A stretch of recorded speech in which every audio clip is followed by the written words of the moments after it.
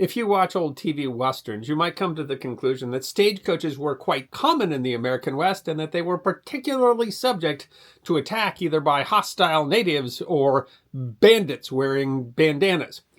And this is one point where those shows are largely correct. Stagecoaches were very important in the American West to move mail and people before the arrival of trains. And yes, they were very much subject to being robbed.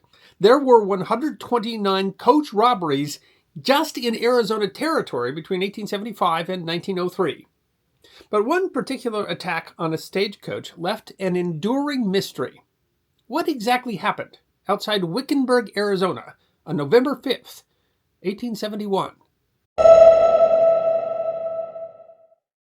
Much of what is today the American Southwest was acquired in the 1848 Treaty of Guadalupe Hidalgo, which officially ended the Mexican-American War, although another 29,640 square miles were added with the Gadsden Purchase in 1854. It took some time, however, for the American government to organize the newly acquired land.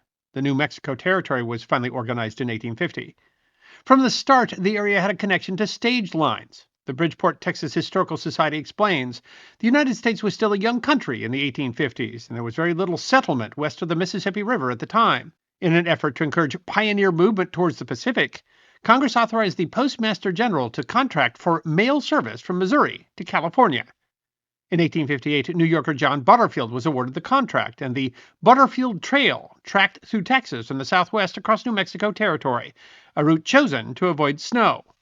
Butterfield's Overland Mail Company made 2 trips a week from September 1858 to March 1861, but the service was stopped owing to the U.S. Civil War. The population grew slowly, largely through mining. A paper written by Melissa Keene for the Arizona State Historic Preservation Office in 1992, called Gold and Silver Mining in Arizona, 1848 to 1945, explains, when gold was discovered in the newly acquired Mexican territory in 1848, the California gold rush brought a huge wave of miners through, not to, Arizona.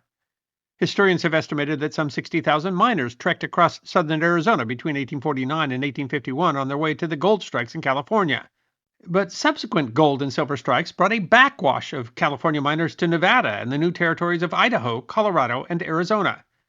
In 1863, the western part of New Mexico Territory was organized as the Arizona Territory. Among the prospectors to come to the territory was German-born Henry Wickenburg. In 1863, he discovered what Keene describes as the first discovery of a lode gold deposit in Arizona Territory. The mine, called the Vulture Mine, would bring in $30 million worth of gold, and the mining camp would be incorporated as the town of Wickenburg. King writes in 3 years, Wickenburg was one of the largest towns in the Arizona Territory, was being discussed as a possible site for the territorial capital. The Wickenburg Chamber of Commerce website writes that, resting on the northern edge of the Sonoran Desert, just below Arizona's mountainous country, the Wickenburg area abounds in natural beauty. While the area's geological treasures attracted the miners from around the world, the Hassayampa Flood River Plain provided fertile soil for farming and ranching. In addition to mining and farming, the town became a critical transportation hub, the website of Arizona State Parks and Trails explains. With the establishment of the territorial capital at Prescott, stage transportation from San Bernardino, California, first over the La Paz Road and soon thereafter over the Hardyville Toll Road, became a high priority. When the Vulture Mine was opened just south of Wickenburg, that town also became a transportation hub for the territory.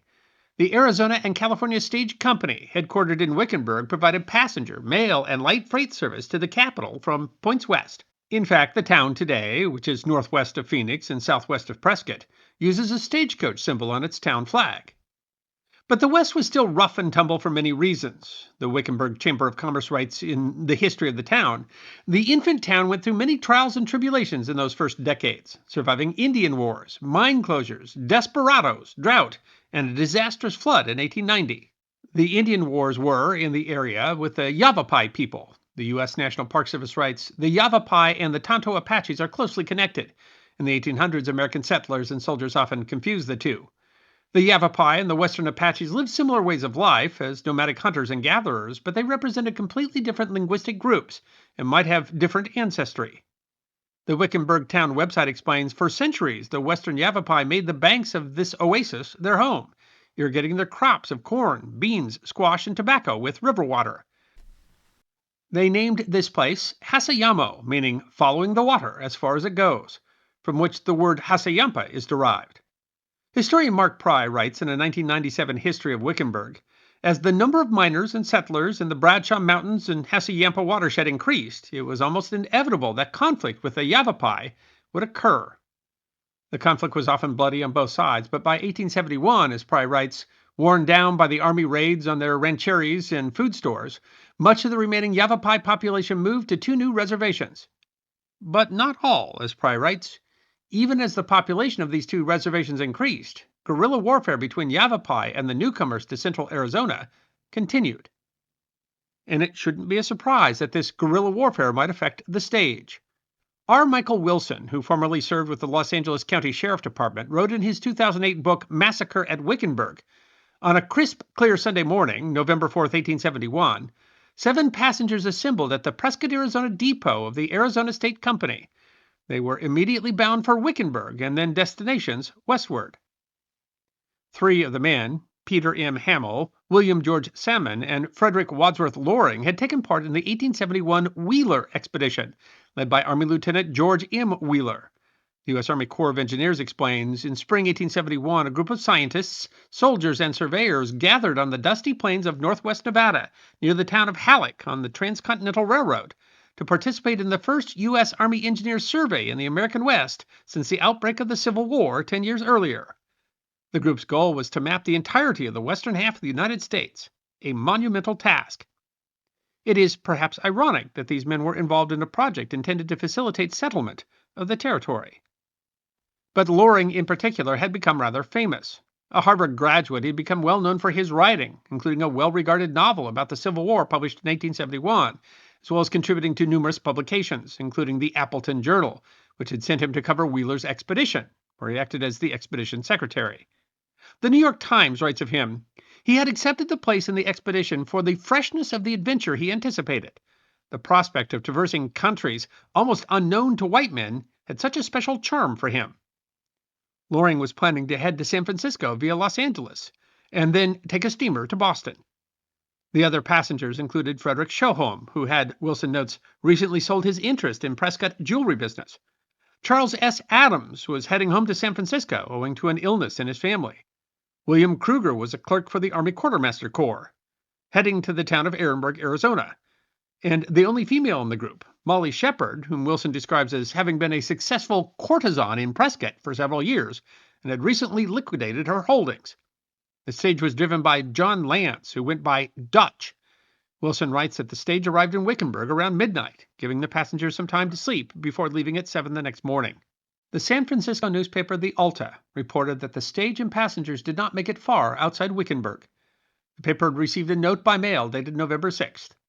The United States mail coach was attacked at 10 o'clock yesterday morning by robbers about 9 miles from this place on the road to California.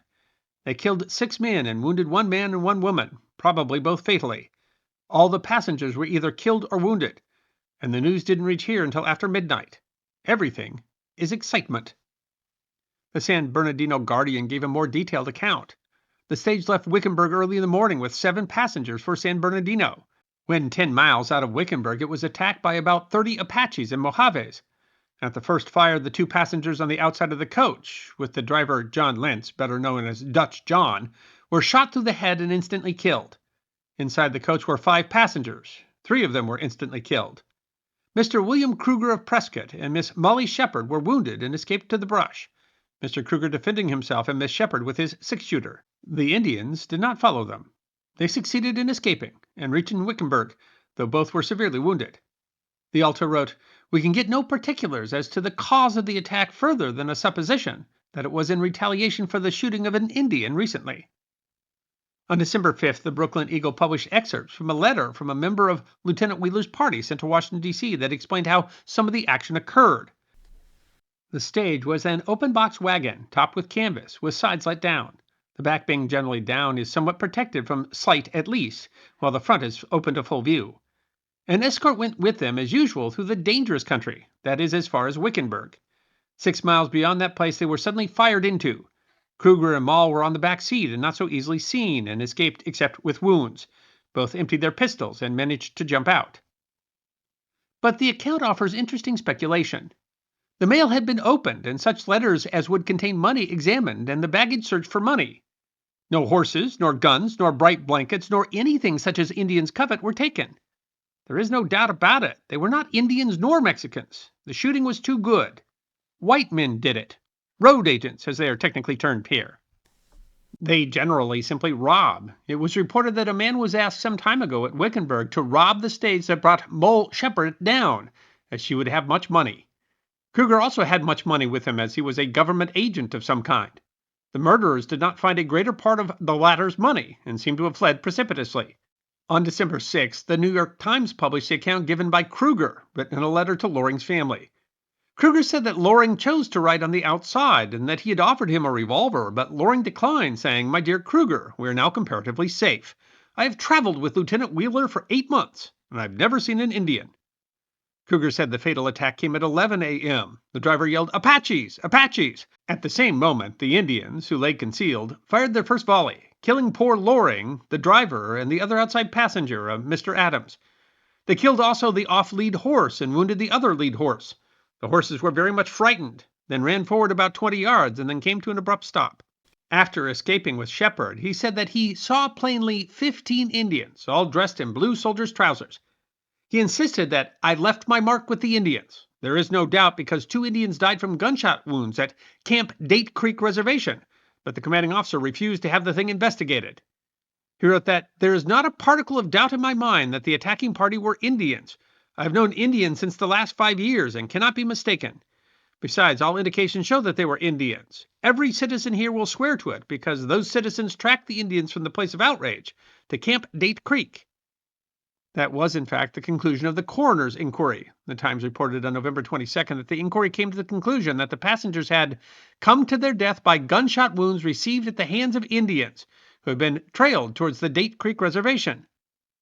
That conclusion would have significant ramifications. Pry writes, "Unlike other such attacks, this one attracted national attention, for one of the slain passengers was Frederick Loring, a well-known journalist who had been traveling with an Army survey party in the territory. From the perspective of those who favored a peaceful resolution of the Indian-white conflict, the timing of the incident could not have been worse. With Yavapai from the Date Creek Reservation implicated in the stage attack, the incident placed the conciliatories on the defensive and galvanized public opinion in favor of a vigorous Army campaign against the Yavapai and Apaches. The territory had a new Army commander, General George Crook, who immediately began preparing for a multi-front offensive." Johnny Boggs writes in True West magazine in 2021, "Camp Date Creek had been established in 1870 as another temporary reservation for the Yavapai Apaches, who agreed not to molest travelers on the road between Wickenburg and Prescott. With the treaty considered broken, Crook went after the Apaches in force." Pry writes that Crook began his campaign against the Yavapai, supposedly responsible for the Wickenburg stage robbery, who had fled the reservation and were hiding in the upper reaches of the Santa Maria River on the northern edges of their traditional homeland.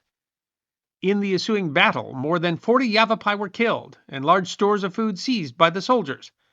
This battle, which was costly given the small number of Indians at large in western Arizona, effectively ended the organized resistance of the western Yavapai.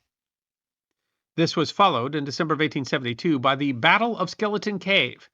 Boggs writes, "On December 28, 1872, Apache scouts led roughly 120 soldiers of the 5th Cavalry to a cave near Salt River Canyon, where more than 100 Yavapai Apaches were holed up." Recalled Burke, "The men on the first line had orders to fire as rapidly as they chose, directing aim against the roof of the cave, with the view to having the bullets glance down among the Apache men, who had massed immediately back of the rock rampart. Rocks were also hurled down into the cave. When soldiers descended the treacherous slope and entered what Bourke called scarcely a cave at all, but rather a cliff dwelling and no extended depth, they found men and women, dead or writhing in agonies of death, and with them several babies, killed by our glancing bullets or by the storm of rocks and stones that had descended from above. More than 70 Yavapai Apaches were dead." Pry explains this battle, which mostly involves southeastern Yavapai, is remembered by the Yavapai as the most catastrophic event in their history. While Wilson seems convinced that the attack came from the Yavapai, documentarian Jan Keller Collins writes that what has been ascertained by at least one historian is that Captain Charles Meinhold and 20 other men left Camp Date Creek in search of the murderous robbers. Adjutant Camp Azar H. Nickerson later reported that the group was unable to definitely determine whether the perpetrators were Indians or Mexican bandits, or both. Several newspapers at the time reported that Shepard thought that the attackers were Mexicans dressed as Indians, although no first-hand account from her was published. Collins writes that Phoenix deputies went after Mexican gang leader Joaquin Barbie and his gang. The leader and another Mexican were escorted out of town and subsequently shot to death by the deputies during an argument. Other Mexican suspects met their ends in jail or at the hands of others. And there was, of course, the claim made in the Brooklyn Eagle by a member of Wheeler's company that they were not Indians nor Mexicans. Pry writes that others thought they saw the handiwork of Charles Stanton, the owner of a store on Antelope Creek with a reputation for violent behavior. Arizona State Parks and Trails notes that Indian raids on the stage routes were rare, but highwaymen, known as Knights of the Road, caused havoc. Stage holdups occurred at the rate of nearly one per month for at least a decade, starting in 1879. Don Stanley wrote in the newspaper As Central in 2014. Other writers have speculated that Kruger and Shepard, who said they escaped by running down a wash, committed the robbery, killing the others to make it look like an Indian attack. According to that theory, they buried the loot, inflicted relatively minor wounds upon themselves, and hung around until they could be rescued. Finally, there's a question about whatever happened to Molly. Collins writes by April of 1874, Molly Shepard was nowhere to be found. Kruger told others that Molly had died from her wounds, but gave no other information. Wilson was unable to find evidence of her death. Collins notes that some historians have offered the theory that Kruger actually killed Molly, but there is no evidence to prove it. So, who perpetrated the Wickenburg Massacre of 1871? Stanley notes that as accounts of the attack were repeated over the years, that embellishments accumulated to the point that many people consider the murders to be an unsolved mystery. He even notes that some speculate that Kruger and Shepard would have had to bury a large amount of gold somewhere near the stage and were never able to retrieve it. And by that account, that means that there's a large treasure buried somewhere west of Wickenburg. So what exactly is the truth? Well, Price simply notes that each view still has its partisans today. I hope you enjoyed watching this episode of The History Guy, and if you did, please feel free to like and subscribe and share The History Guy with your friends. And if you also believe that history deserves to be remembered, then you can support The History Guy as a member on YouTube, a supporter on our community at Locals, or as a patron on Patreon. You can also check out our great merchandise shop or book a special message from The History Guy on Cameo.